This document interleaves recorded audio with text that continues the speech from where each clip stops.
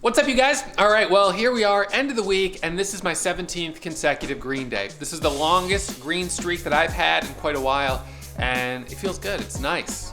Consistency has been solid, profit loss ratios have been good, and I'm gonna try to continue it into next week. Today, I knew after yesterday I needed some dyno power, so I got dyno number 1 and dyno number 2, so doubled up on the dinosaur power. You know, yesterday was a little bit of a close call.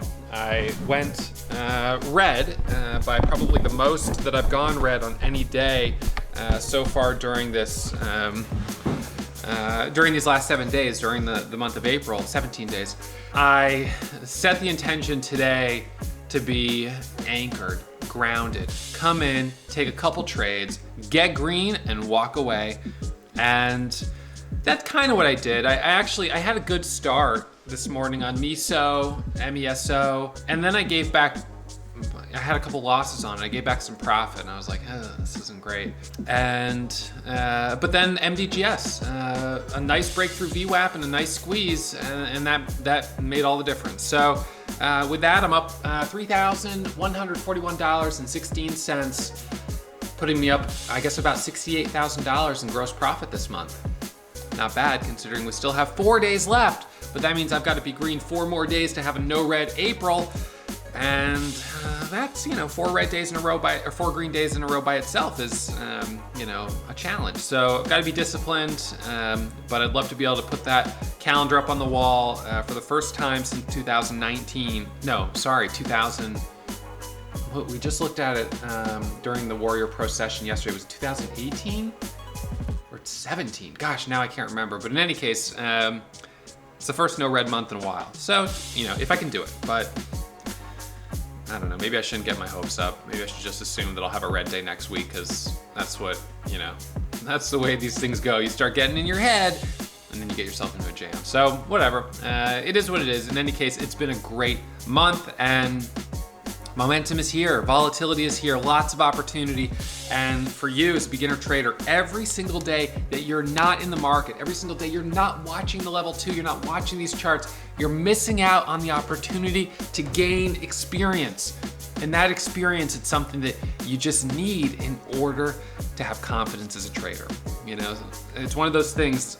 The more I practice, the better I get. The more I watch the markets, the better I get. And even in the last year, I've gotten more comfortable with a couple of new strategies, bottom bounces, a couple of VWAP setup trades, and that's even after all these years of trading, I'm still gaining experience and getting more comfortable. So you can't underestimate the importance of getting started today. So check out some of the links in the description if you want to learn more about how to get started, my beginner's getting started guide, how to trade with an account with $500, how to trade despite the PDT level, and all those things. And leave questions, comments below, and I'll see you guys first thing on Monday morning.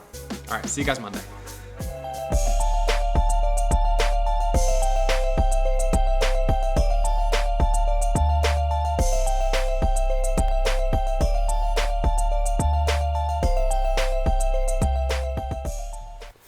All right, everyone. So we're going to do our midday market recap here for today.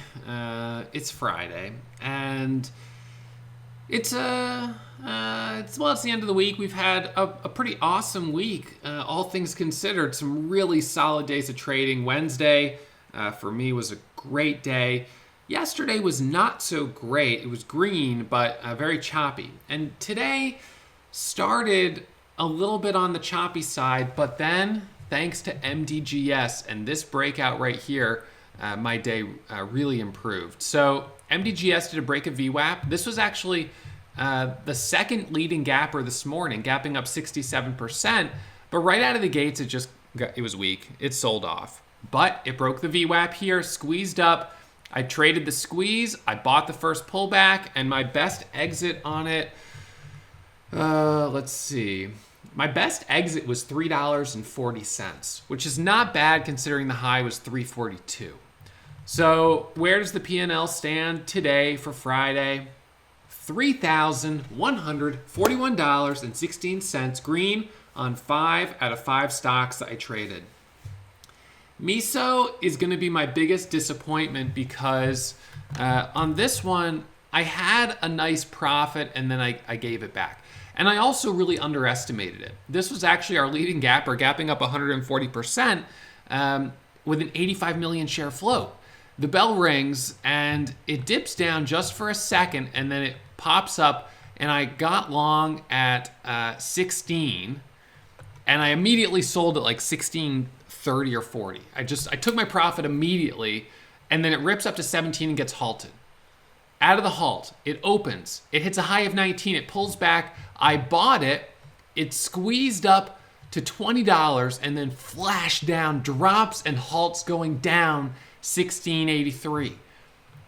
I fortunately had narrowly avoided loss. Check out the topping tails on this. So you can see it pops and pulls back, pops and pulls back, pops and pulls back. So I was in the red on my breakout trade over 19 before it came up into the green. I was down probably 75 cents a share, maybe even $1 a share. It then squeezed up and ripped through the highs. And if I even just pull up, not that I would use this again for trading, but just to show you the level of volatility on this. I'll just give you a 1 second chart. This was crazy. So let's go back here to the open. Where am I looking here? It takes a second for these charts to load. I wish they were a little faster, but in any case. All right, so this was the open. So we're going to see a bunch of action right in here. So look at this. It's pretty crazy, right? This opened, drops down to 1750. In one candle, it goes from 18 to 1942, drops back down to 1717, then comes all the way back up to 20 bucks. What a roller coaster. It then drops down, gets halted going down. I bought right here, and I actually got a kind of a bad fill on this. I got in at about 1660 for the bounce. It pops up to a high of 1750. It doesn't hold, and I sold some at like 1720, I think was my best exit. And the rest I was selling as it came back down. So, I actually ended up only making $86 on it, which is kind of, it's like not even worth it. And I saw some of you guys, I saw Ibrahim this morning, he mentioned he made $4,000 trading it on a gap and go, which was awesome. I just didn't expect it to break as well as it did and get halted and then open that high. So I kind of screwed that one up.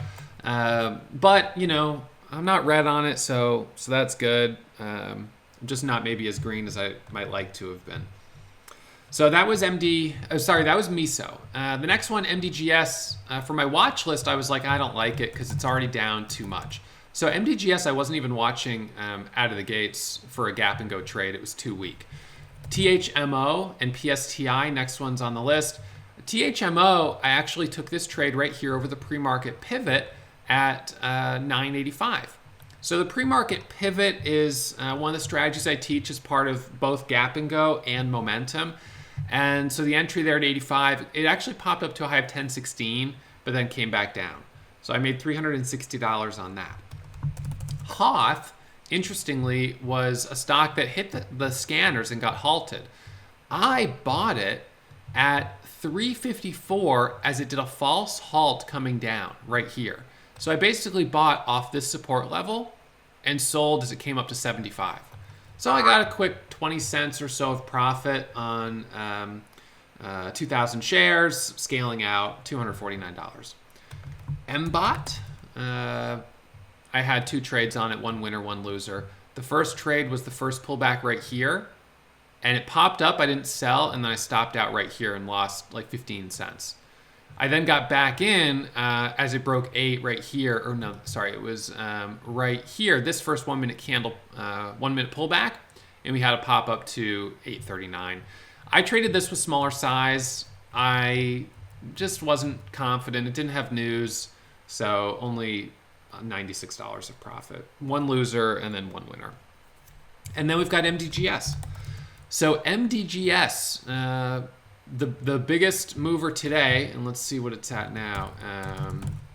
MDGS, 100%. So it's pulled back quite a bit, yeah. I guess I can see it there too. But so it broke over VWAP right here and squeezed up to a high of 68. It then pulled back. My first entry was right here for the first 1 minute candle to make a new high. Now, it went from 60 up to a high of 79, so almost 20 cents. And then it pulls back, and it does, which you can see right here, is a 1 minute ABCD pattern. It drops down, it pops up, it pulls back, and so I was back in right here on this candle for the break of that price, break of 80. It squeezes up to 90. It can't break over the $3 spot. It was just running into resistance. So I took some profit. I stopped out. It drops back down. And then I thought, well, it's still worth watching, but it pulled back quite a bit from 90 all the way down to 60. And then it comes back up here to 90. It hits 95. I bought it at 90 for the break here, thinking the breakthrough high a day would give a quick squeeze through 3. It didn't. So I got out with maybe 2 cents of profit on 6,000 shares. I then got back in right here, and this was the one. Boom, look at that break. Pops all the way up to 323. Then first 1 minute pullback, I'm back in at 315. It squeezes up here to 340. Micro pullback right here. It tries to break, it can't, and it comes back down. It bounces off 3, and I bought right here at 307 for the bottom bounce coming back up. This was support off of the psychological whole dollar, half dollar level. So, kind of active on it, but some nice trades. And I feel good about being able to walk away today with, well, $3,000 of profit. It's not bad. And, it's mostly thanks to this last move. I made $2,300 right there. So I was really only up, $700 on the day, as it turns out, before MDGS came along. So that one stock really changed the day for me. And that action, well, I guess it started, MDGS.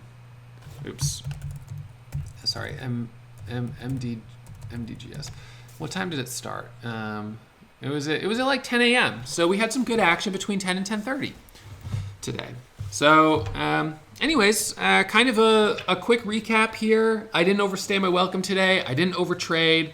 And I just wanted to, get in here, make a little money, and walk away and do everything possible not to dig myself a hole, which is what I did yesterday. So let's see. I haven't imported my trades yet. Let me see if I can grab them real quick from yesterday, and then we can go over yesterday's trades. While I'm pulling this up, I will do a couple minutes of Q&A here for students. So if you want to throw a couple questions in about my trades, we'll do Q&A for Warrior Pro students at noontime, 12 noon, in the Warrior Pro mentor room. So hold off on a bunch of questions until then, but if you've got a couple, I can answer those, and then while these trades are importing. All right, so let's see. Importance of spread. So I don't really, spread on a stock like MISO certainly is a bigger factor. So, MISO, you can see it's how the spread opens up sometimes. Like right now it's only 6 cents, but then, it can pop up and all of a sudden you've got a 10, 15 cent spread. And at one point the spreads were 30 cents earlier today. So when you're dealing with a 30-cent spread, that's that's going to be, that's tough. That's not easy to deal with. And I really, the problem is that, especially with this stock, if you're buying for breakouts and then the breakout fails, all of a sudden, you're in at 17 and it drops to 16.30 and you're down 70 cents like that. It's just such a big drop. It really doesn't work super well. Let's see. So let me go back up here. What kind of float is a deal breaker for me? I would typically say I don't usually trade over 100 million, but Whiting Petroleum yesterday was around 100, and I did trade it. So every now and then there will be one that I see that I'm like, yeah, I guess I'll go for it. It's got to be moving quickly though. Brian, I know you said taking short was risky on MISO. Would it be a good stock to go short since it's basically a roller coaster? So if it's a roller coaster, it kind of doesn't matter whether you're buying at the bottom and selling at the top, or shorting at the top and covering at the bottom, it's going up and down. So there's a lot of volatility. So I would say it's based on your comfort. Now, I don't have shares available to borrow on MISO. So shorting it isn't even an option. I can't short it. And that's going to be true with anyone with this broker. And probably a lot of brokers, no shares available to borrow. I had no shares of MDGS. I had no shares of THMO. I had no shares of Hoth. I had no shares of MBOT. I don't have shares of any of these. So shorting it is simply not an option. It's not like I could just, just go short. You have to have shares available to borrow. And if you don't, it's not going to work. And RJ, if you feel like the 1 minute chart is a little on the fast side, you could certainly slow down and go back to the 5 minute. When you trade on the 5 minute chart, a stock like MDGS, for instance, the first 5 minute candle to make a new high, a clean setup right here. The only thing is that when you're trading on the 5 minute chart, your stop is on the 5 minute. So your stop will be usually a little further away than a 1 minute stop. In this case, it's 15 cents. The high was 90, so that's 15 cents. So you really needed a break of 3 to get your 2-to-1 profit-loss ratio. This was a pretty awesome move. We don't see those every day, but you can certainly focus on 5 minute time frames. And the 5 minute pullback here worked well, and some of the 5 minute setups on MISO were a little bit better too. Okay, so I'll do the rest of Q&A for Warrior Pro students at noon. Let me show you my stats here for the month. So this is April, not including today, but today is another green day. So this will be my 17th green day in a row. I've only got 4 more days to do a no red April. And, I would like to do it as just kind of a, something that I haven't had a no red month in a while, and it would be nice to do. So the only thing that's disappointing here, we got to go to April, is that I did have a big loss yesterday of 2,700. So how's that affected my profit loss ratio? It actually hasn't hurt it as badly as I thought. Let's look before yesterday. My average losers were 253, and then after yesterday, my average losers were, say, 238? No, 283. So, the average losers went up a little bit. And the average winners, over the course of one day, also, I guess, went up a little bit. I had I had a nice win on WWL, or whatever it was, WLL, Whiting Petroleum. So I'm still working with, close to a 2-to-1 profit-loss ratio. Accuracy is still around 70%. It was up at 72, almost 73. It's pulled back a little off that level. And $63,000 in gross profit. So, this is still a pretty solid, these are solid metrics, definitely compared to January, February, or March. February, for what it's worth, we can look here, 228. So gross profit a little higher, accuracy a little higher, but look at that profit loss ratio, totally different. But I had a $16,000 winner, an $8,000 loser. So I was just trading. I was just kind of, I had a couple of really big wins, but I also had a couple of big losses. So I actually feel like my metrics this month are a lot better, and I feel better about the month of April here than February, even though I've made a little bit less. The month's not over, and yeah, February, I had some red days here and there, which is not a big deal, but a couple of them were big red days. We can dial in, 4,000, 1,600, 16,000. That's not fun. 3,000, it's part of trading, but I could have done without those days. So anyways, nice to check in and see where I'm at here kind of towards the end of the week. Today we'll add a little bit more profit, and accuracy might actually go up a little bit today thanks to MDGS, but we'll see. All right, so I'm going to let you guys go. I'll be back in about an hour at noontime, and I'll open the Warrior Pro room, and we'll be over there doing Q&A. All right, so I'll see you guys at noon over in the Warrior Pro room.